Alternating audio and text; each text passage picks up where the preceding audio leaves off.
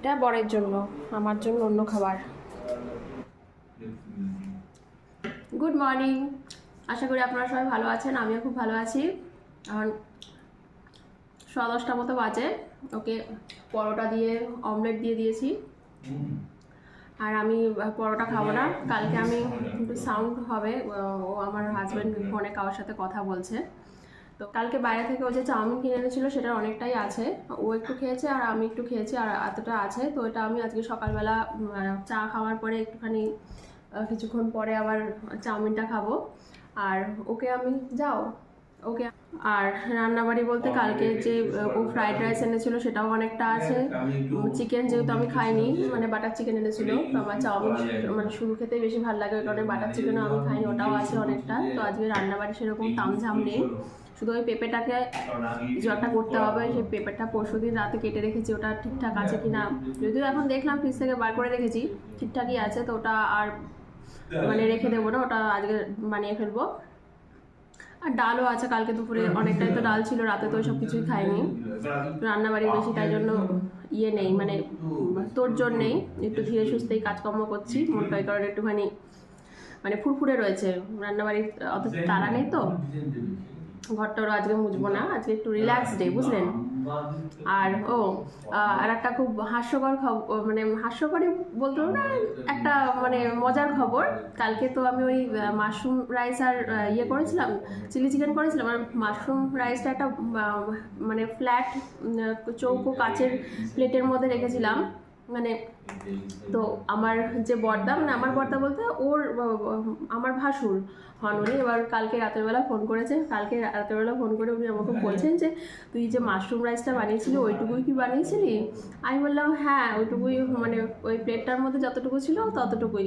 বলে ওইটা তো আবার এক থাবাতেই শেষ। আমি বললাম যে না, আমরা তো অল্প ভাত খাই, মানে ওইটা দুপুরবেলা তো আমি খেয়েছি, ও খেয়েছে, আর তার থেকেও আবার একটুখানি ছিল, সেটা আবার রাতে ওকে দিয়েছি, রাতে আর আমি খাইনি। মানে আমার খাওয়ার খোরাক না খুব অল্প, মানে মানে দেখে মনে হয় যে প্রচুর খাই, অনেক মোটা সোটা, কিন্তু আমি অত একবারে খেতে পারি না, আমি না মানে বারে বারে খাই তো, কিন্তু অল্প অল্প করে খাই, আর খালি পেটে থাকতে পারি না, মানে বেশিক্ষণ না খেয়েও থাকতে পারি না।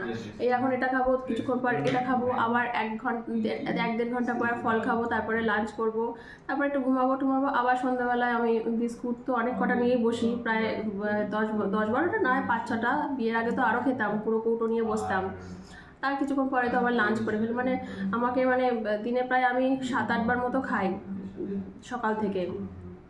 তো আমার ওই কালকে পর্দার ওই কথাটা শুনে এত হাসি পেয়েছে, সেটাই শেয়ার করলাম আপনাদের সাথে।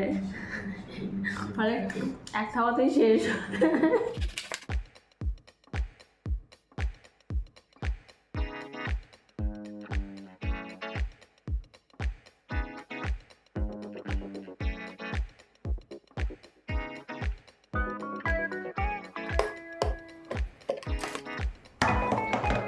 ঠিকই আছে এখনো পর্যন্ত, একটু জলে ভিজিয়ে রাখি।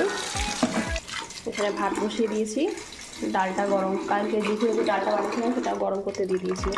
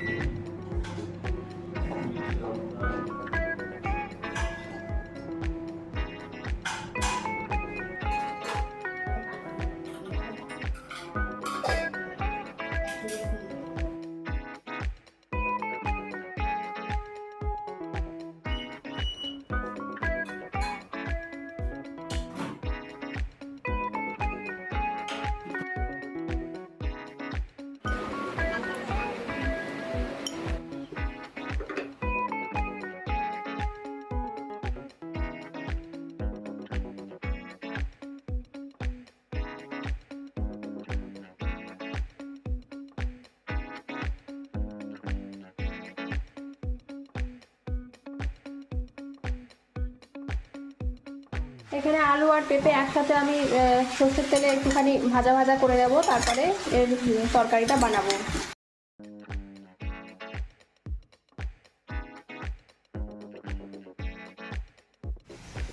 এই ফ্রিজে আমি লেবু জলের মধ্যে লেবু দিয়ে ফ্রিজের মধ্যে রেখে দিই। এই জলটা কিন্তু প্রত্যেক 2 দিন পর পর চেঞ্জ করবেন, তাহলে লেবু ঠিক থাকবে। দেখুন এখনো পর্যন্ত ঠিক আছে, কবে এনেছে।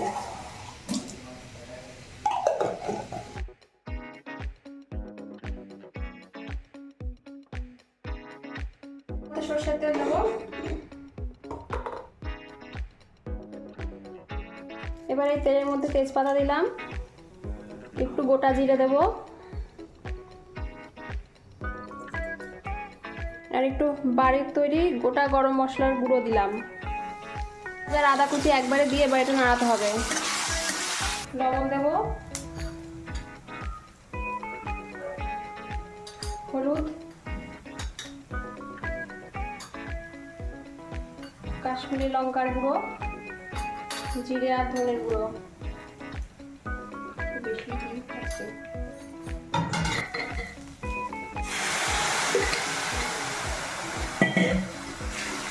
ভালো করে কষাতে হবে।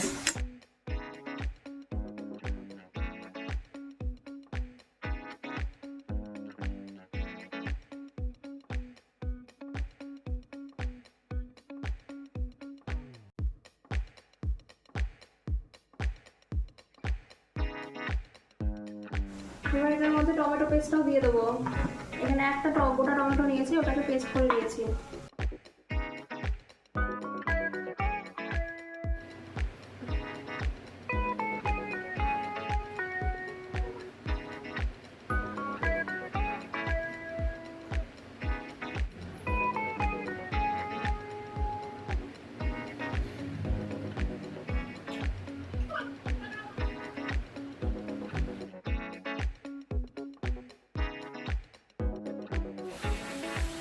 পেঁপের তরকারি হয়ে গেছে। লাস্টে আমি আর ঘি গরম মশলা কিছুই দিইনি, শুধু একটু লবণটা দিতে হয়েছিল, লবণটা কম হয়েছিল। যে এটা কালকে যে ও বাটার চিকেনটা এনেছিল সেটারই, আমি একটুও খেয়েছিলাম না। আমার চাউমিন দিয়েই ভালো খাওয়া হয়ে যায়, আমার সিম্পল চাউমিন খেতে বেশি ভালো লাগে। এটা আমি মাইক্রোওভেনে এবার গরম করে নেবো। এটা শুদ্ধই গরম করতাম কিন্তু করলাম না, বলে প্লাস্টিকের বাটি নাকি মাইক্রোওভেনে দেওয়া উচিত নয়। এটা হলো ফ্রাইড রাইসটা, অনেকটাই আছে। আজকে আমার বর্দা যদি আবার এটা দেখে বলে এটা তো এক দাওয়াতেই শেষ হয়ে যাবে। আজকে আমার মাথা খারাপ হয়ে গেছে, কোনটা ছেড়ে কোনটা খাবো। এখানে ভাতও করেছি, আবার কালকের ওই যেটাও রয়েছিল ফ্রাইড রাইসটা, এটা আমার এইটুকু নেওয়াতেই হয়ে গেছে। আমি আর খাবো না। আর এটা তো ওই বাটার চিকেনটা ছিল, সেটাও আছে। এখন ভাতটা দিয়ে, এটা একটুখানি ভাত দিয়ে পেঁপের তরকারি আর ডাল খেয়েছি, তো ভালো হয়েছে পেঁপের তরকারিটা। পেঁপের তরকারিটা আপনারা এভাবে বানিয়ে খেতে পারেন, ভালোই লাগবে। তবে রুটি দিয়ে আমার মনে হয় বেশি ভালো লাগবে। আর আজকে একটা স্পেশাল দিন, সেটা হলো কি আজকে আমার জন্মদিন। কিন্তু জন্মদিনে কোনো স্পেশাল মানে সব বাসি খাবার খাচ্ছি মানে, যদিও ভাত আর ডাল পেঁপের তরকারি আজকেই করেছি, কিন্তু বাসি খাবারই বলতে গেলে। যাই হোক, কোনো অসুবিধা নেই। এটা অ্যাকচুয়ালি জন্মদিন সেলিব্রেশনটা অ্যাডভান্স হয়ে গেছিলো, কালকে হয়ে গেছিলো। ঠিক আছে, খেয়ে নিই, পরে আবার আসছি। বাইরে কি রোদ দেখুন। এখন কটা বাজে? 5:45, 5:45, 5:10। বেশ ভালো লাগে এই ঘরটায়, পুরো রোদ আসে তো বেশ সুন্দর লাগে, অনেকটাই রোদ আসে। এই সময় পর্দাগুলো যদি সরিয়ে দিই, যদি ঘুমাই তাহলে তো পর্দাগুলো দিয়ে দিই, আর যদি না ঘুমাই টিভি দেখি তাহলে পর্দাগুলো সরানো থাকে।